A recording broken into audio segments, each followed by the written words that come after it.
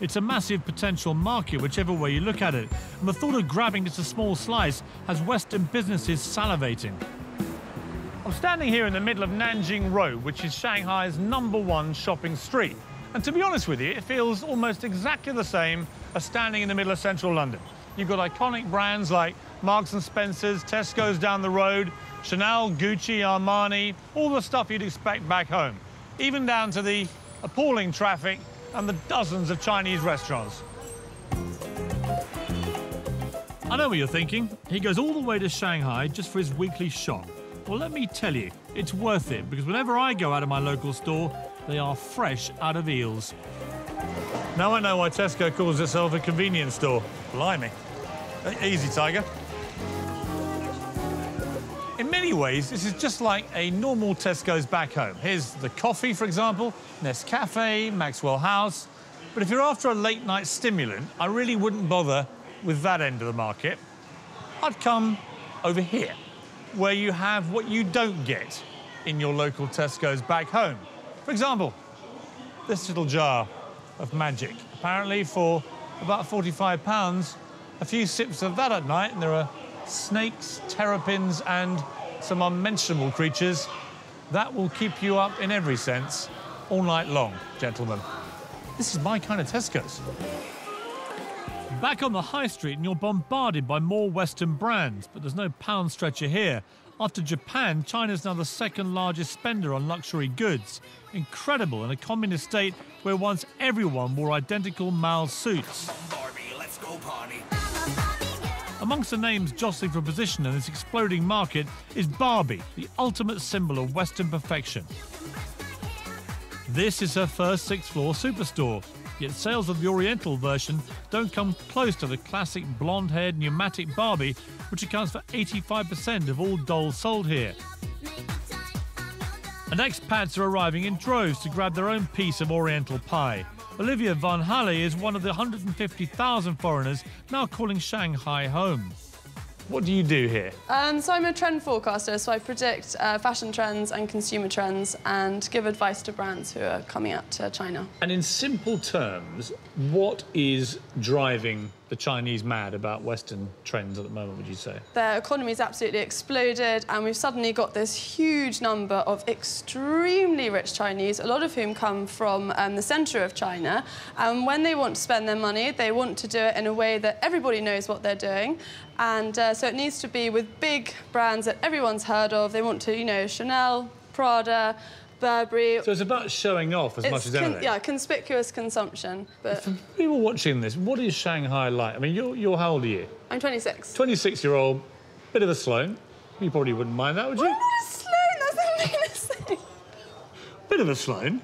And you've come over here to set up a new life. What's it actually been like for you? It's been fantastic. It's the easiest thing. The expat community out here is still relatively small, although it's growing the whole time, and it's so nice to have been able to get away from London. We'll talk about the recession, which we've missed entirely, so I have no idea what's going on. There's not much sign of recession here, right? There's absolutely no sign of recession, yeah. I don't think some of the girls driving down my road in brand new Lamborghinis completely kitted out with Hello Kitty would even know what a recession was. Tell me about the actual living standards here. I mean, what's your life like at home? Do you have help there? Yes, we do have help. I would say the whole expat community generally on the whole have help. So everybody has what's called an IE. What's an IE? An IE, it means auntie. Who's but your they sort auntie? Of do more.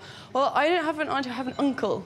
What's his name? He's called Jeff. He's Jeff? amazing. What does Jeff do? So he does washing, cooking, cleaning, ironing, makes the bed, walks the dog, pays the bills, posts the post. Do you do Everyone anything? needs a Jeff. Do you do? I'm sure they do. But I mean, do you do anything yourself? Yes. What do you do? Work very hard, Piers. And Jeff does everything else? Jeff, yeah, does everything else. He's super.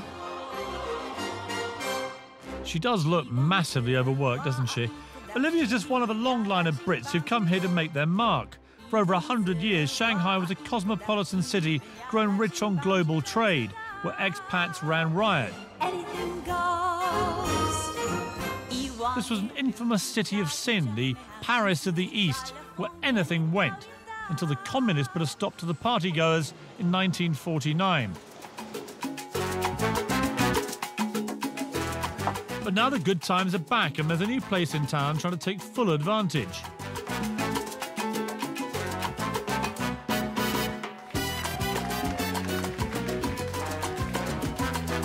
Bristol-born Norman Gosney, 62, and showgirl wife Amelia, 26, no sniggers at the back, have come via New York to open Chinatown, a burlesque club that's raised quite a few eyebrows at the government Cultural Bureau.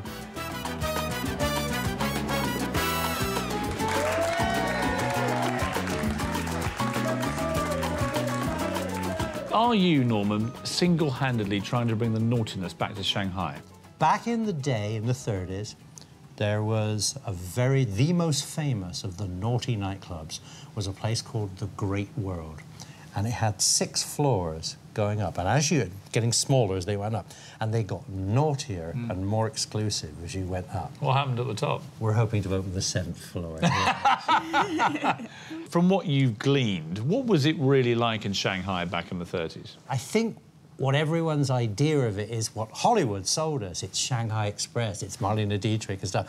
And I guess, in a way, what we're doing here is Hollywood's version of that old thing. How was it really back in the day? Ooh, I think it was pretty tough. I mean, it was completely lawless. And there was a lot of refugees from all the trouble of the world here, and most of them didn't have money, so they were doing whatever was necessary to earn the money. There was lots of prostitution and crime and drugs, and it's quite hardcore, wasn't it? It was a brutal city. I mean, Norman says he wants to bring back the real naughtiness to Shanghai. Is that how you see your role here, Amelia? Well, here's the thing, is that there is already a lot of naughtiness in Shanghai, but it's all behind closed doors, and it's not... I've been trying to find it, but it's quite sort of... You won't find it. It's not really geared towards foreigners. So basically, I mean, you don't want this to be seen as in any way sleazy. You know, I think 1930s sleazy, by today's standards, is pretty classy. Yeah. So I guess we're in that area.